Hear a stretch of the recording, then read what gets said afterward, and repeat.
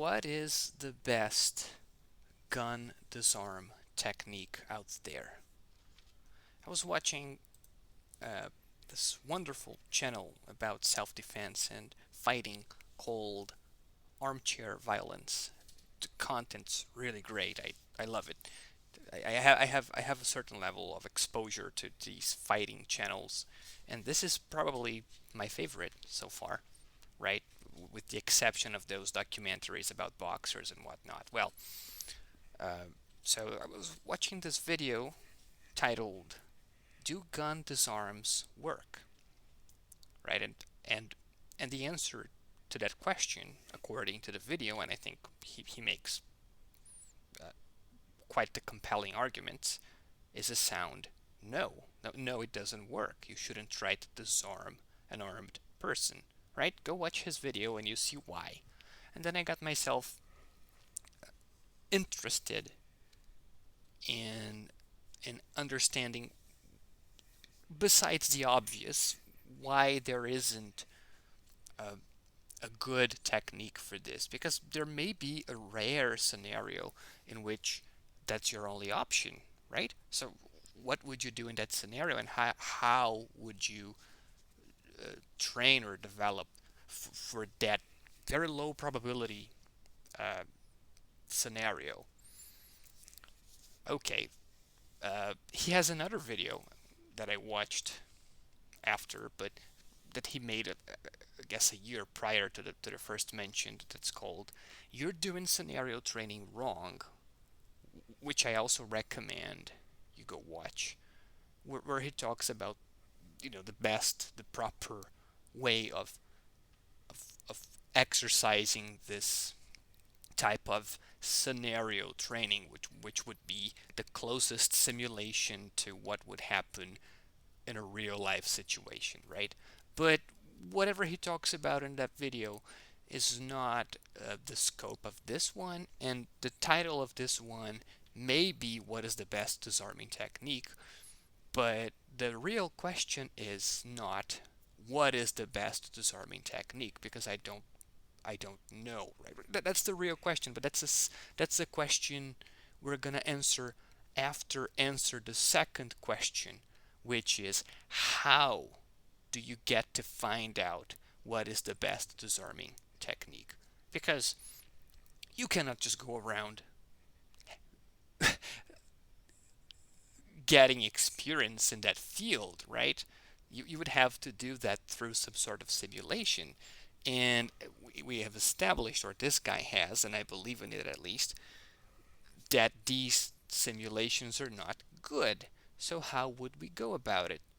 And the way to go about it, in my opinion, is through developing a game in which you reward players that find the best solution for that problem.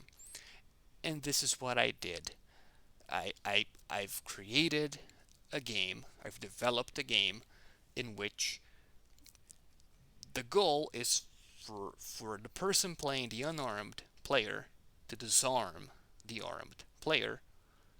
And if you manage to have enough people competing in that regard, you could actually one day come to a meta game that provides you with the answer: what is the best disarming technique? Well, I hope you enjoy it.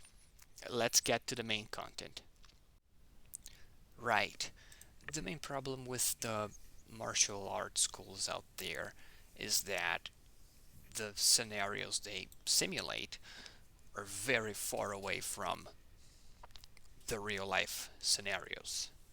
The question here, the question of this video is, if you wanted to find the best probability scenario for a gun disarm attempt, how would you go about it?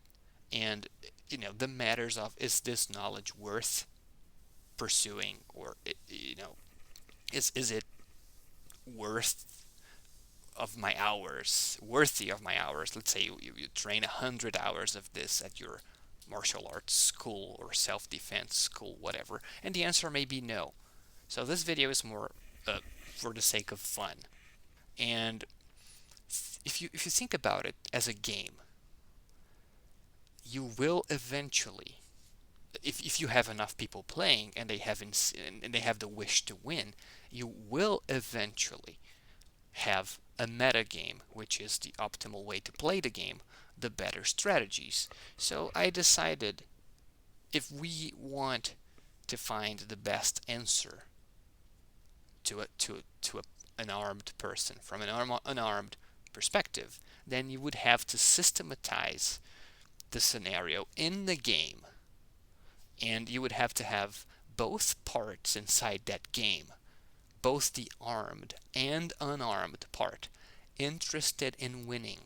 But how do you take a situation from the outer world? Let's say the guy pulls a gun because he wants some cash from from a convenience store, or because he feels threatened, whatever, right? The situations in real life are so many and are so plentiful that dealing with that is a little hard. But so I came up with a few scenarios for the game, and I came up with rules for the game. And I believe if these are studied, if these are followed, we may come to a point where the best possible uh, the best possible disarming technique may reveal itself. Am I saying that's going to be anyhow useful? No. Am I saying that sounds like a smart use of your time and something you should learn if you're concerned with self-defense? Again, no. What I'm saying is, for the sake of curiosity, if we wanted to find out what's the best method to disarm someone while unarmed, this, in my opinion, would be the way to go about it. And this is the game I propose. You would have two players, right? You can spin the game later on, but this is the most basic version I want to present, right? So you have the goal of the game is get the players good at get the players good at disarming people armed with guns, right? So this is what you have to reward in the game. You have to reward disarming. But the only realistic way for you to improve that is to have an active resistance, right? So in the game, you're kind of forced to reward the person holding the weapon as well if you want them to simulate to the best a real life person that would be holding a gun, right? So this is how the game would work. Uh, Whoever's playing the game, this is basically two ways you can go about it, right? You have many friends playing the unarmed person, and then you have one unbiased person playing the armed person. And then you compete against your friend to see who scores higher on this table. Or you could just alternate, right? Let's say it's you and one friend or one instructor, and you can alternate between person with the gun and person unarmed. And this is how it works, right? There are basically three outcomes from from the from the interactions, and this is how it's going to work, right? You're given a scenario, and the armed person's goal. Let me just present it here, right? So the armed person would start at the orange spot, and the unarmed person would start at the green spot. And the yellow spot represents the place the armed person has to move the unarmed person to. Meaning, if they can move the person over there, they win, because that renders the person uh, a non-factor in whatever they're doing, right? So right here, you cannot develop your gun disarming ability. If the person with the gun knows what they're doing, you won't have any chance of reaction. But let's assume this smaller office scenario. So this is how it would work, right?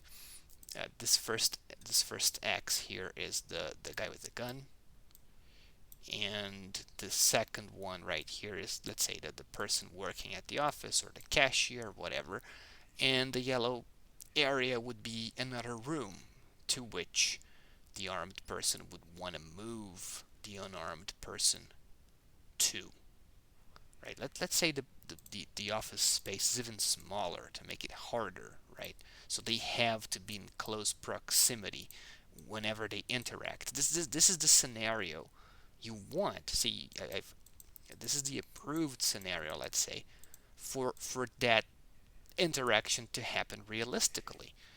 Let me just erase this extra space here, right? So I think it's fair to say, it's common sense to say that if there is a lot of space between you and the armed person, there will be nothing you'll be able to do if they are mildly competent. So the guy comes in. Right now we're talking about two players, right? The player in the green, the unarmed person, and the player in the orange, he comes in and he has a weapon, and his goal is to move the person to the yellow spot. If he does that without shooting, right, he wins. This is the reward system of the game. He gets a +5 in this round. Why? Because he got what he wanted, right? He managed the hostage and he got the money without having to resort to violence. Only the threat of violence was enough for him, so he won. But in this scenario, the person that didn't react and theoretically lost also wins because they didn't die, right? That's not the worst possible outcome for them. So you also reward them 1 point here. So this is the best case scenario for the shooter. But there is also another scenario for the shooter in which he wins. It's the scenario in which they shoot the person and they get away with it. So in this second winning scenario for the shooter, they're only awarded 1 point. So they come in and this person reacts, but they are successful at shooting at them. They get a point. You award them a single point. So that's not ideal, but they still win, right? Now, let's see things from the perspective of the unarmed person, which is the player we're most interested in, because this is the player we want to teach how to handle these situations. So this is the player that makes this whole exercise purposeful, right? It's not only fun and not only playing for the sake of playing, but this person supposedly will compete against others in their position and find the best strategy. So having the highest possible score is their goal in this game, in this context, right? In real life, logically, you would prefer survival over disarming the person, right? So you would be awarded more points just by not getting harmed. But in this game, the purpose is not survival. In this game, the purpose is to learn the best possible technique for handling a guy that's holding a gun, right? And the way we know this is going to work is we are also rewarding the guy with the gun, right? He's also playing the game, and if he's reversing roles with the unarmed person to see who's the best at doing this, he's going to do his best performance, which means, now back to this point here, he's not going to hold it with a single arm, and his arm is not going to be a noodle arm. He's going to hold it with both hands, and he's going to, the arm is not going to be stretched, so it's easy for you to misdirect it or, to play around it, to pivot it. No, it's going to be very much like, let's say, a cop or a soldier would hold a weapon, right? So this is the scenario you want to train for. And your your your warranty that this is the scenario you're training against is the incentive for the person holding the prop gun you're using is that they are also playing the game and they also want to win against you, right? So this is the logic of the game. Anyways, For the unarmed person, the logic would be if they get to disarm you, they get a +5. This is the go of the game, right? For you to be good at this. So this is what's the most rewarding feature of the game for this player, which is the main player. Again, we know the scenario in which they don't get shot and nothing happens awards them a single point. But if they react and they are not successful in disarming the opponent player, they get shot and they get no points, right? This is the worst case scenario for them. And it's not the exact opposite of the armed player, as you can see here in this table, but it's a different way of rewarding, right? So in this scenario right here, he gets most points for this exercise to find about this technique, and this is how it would go. I believe that if this is applied correctly, and if we get to have a somewhat competitive scenario for this going on in a local self-defense school or martial arts school, you could actually emerge eventually over the years, may it be, with a good technique for gun disarming, which again may still be a low probability technique even after, I don't know, let's say 100 years of this game playing. You could still have a very low probability gun handling, or handling a person with a gun. I think that's the best way to say it. Technique. So these are my thoughts and my proposition for those interested in finding a solution for this problem. But then again, it's I think it's important to bring attention to it again. Uh, in a real life situation, your goal would be safety, right? Safety first, and then disarming the person would be much less interesting than being safe yourself. So the values in the game are altered just for the sake of learning this, and not for the sake of teaching you what's the best course of action in a real life scenario. I hope that's clear. I think if anything, this is a fun game. It's a fun experiment, something interesting to think about, but it may never uh, see the day of light in terms of practical use. As long as that's clear and everybody's having fun, I think we're all well understood and we're fine. Anyways, thanks for paying attention, and that's it for today. Bye.